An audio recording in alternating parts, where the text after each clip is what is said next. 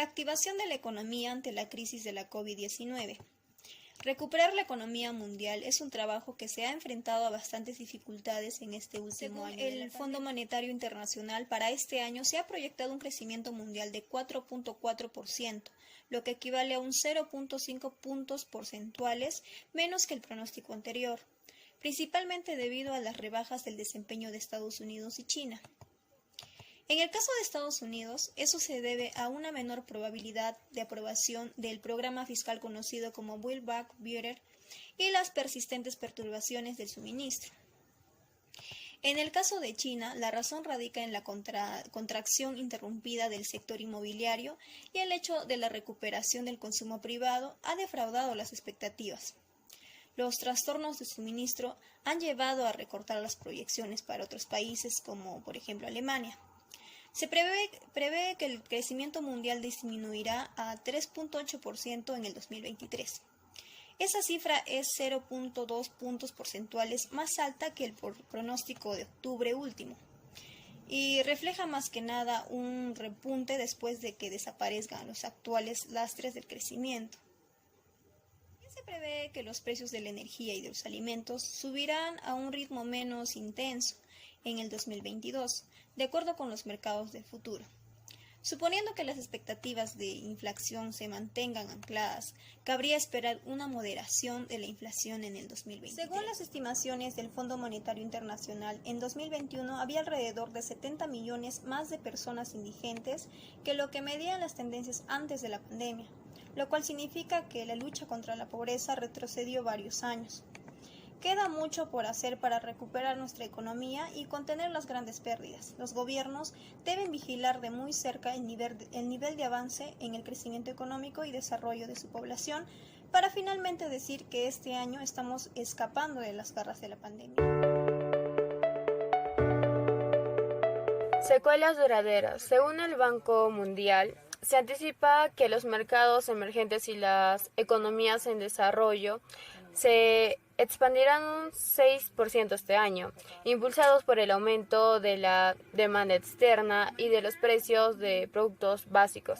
Sin embargo, la recuperación de muchos países se ve muy limitada por el resurgimiento de los casos del COVID-19. En este caso de excluir a China, se prevé que el crecimiento será más moderado de un 4,4 a largo plazo. Las perspectivas de los mercados emergentes y las economías en desarrollo se verán probablemente mermadas por las secuelas de la pandemia. Se prevé que el nivel de producción del año 2022 será un 4,9% menor en comparación a lo proyectado antes de la pandemia. Crecimiento del ingreso per cápita en relación con las economías avanzadas. Como podemos ver en el marco del porcentaje, lo que está en azul es desde el 2010 hasta el 2019 y lo que está en amarillo es desde el 2021 hasta el 2022.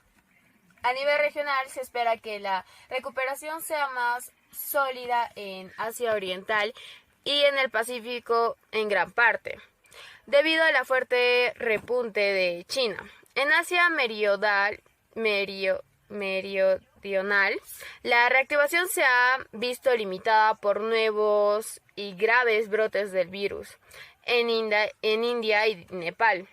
Se espera que el Oriente Medio y Norte y África y América Latina y el Caribe registren un crecimiento demasiado escaso para compensar la contradicción del 2020.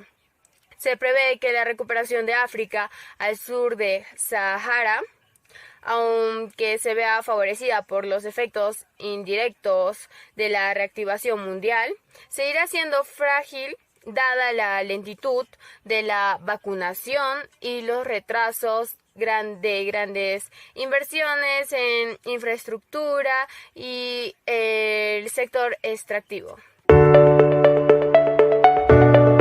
Continuando con perspectivas inciertas, tenemos qué es una perspectiva económica. Según Francisco Coll Morales, una previsión económica, por tanto, no es más que una afirmación realizada sobre un comportamiento futuro que prevé experimentar la economía, un comportamiento que, a consecuencia de un análisis previo, se anuncia antes de que este hecho ocurra y pueda manifestarse de forma natural. Durante la crisis de la pandemia hubo, sin no exagerar, un retraso en el desarrollo de la economía mundial que afectó a las personas más vulnerables y limitadas a la economía.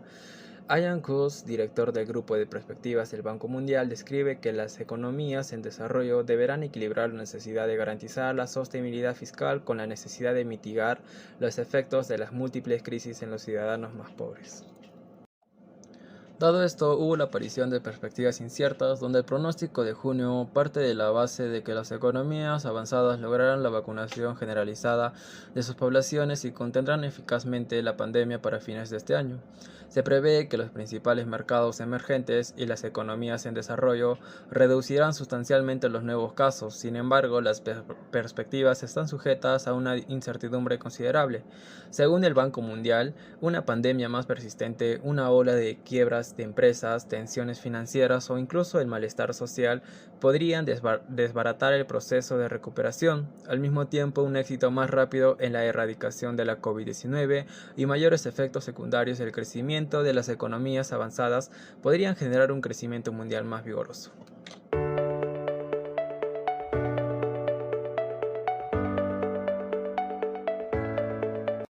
En el Perú, la pandemia provocó una enorme perturbación de la producción en todos los sectores económicos. Según el Banco Central de Reserva del Perú, nos muestra el siguiente gráfico, donde se presenta una caída del PBI real mensual a lo largo de todo el año 2020. Desde el estancamiento del 3% en enero y febrero, la economía se contrajo en casi un menos 39.1% en abril, un 32.6% en mayo y un 18.3% en junio, y esto con respecto al año anterior. Más adelante, en el tercer trimestre, se mostró una cierta recuperación, midiendo un menos 6 y un menos 1%. Cabe recalcar que serían cifras terribles en cualquier interpretación. En diciembre, la economía había vuelto a crecer, teniendo un crecimiento positivo mínimo tras 9 meses consecutivos de grave recesión. Aunque la producción de casi todos los países se ha visto afectada por la pandemia en el año 2020, el caso del Perú se encuentra en el extremo superior de la distribución. Según informa Bloomberg, la contracción del PBI del Perú del 30.2% en el segundo trimestre del año 2020 fue la más alta del mundo. Observamos que esto es innegablemente una consecuencia de las estrictas políticas de cuarentena que fueron impuestas por el gobierno.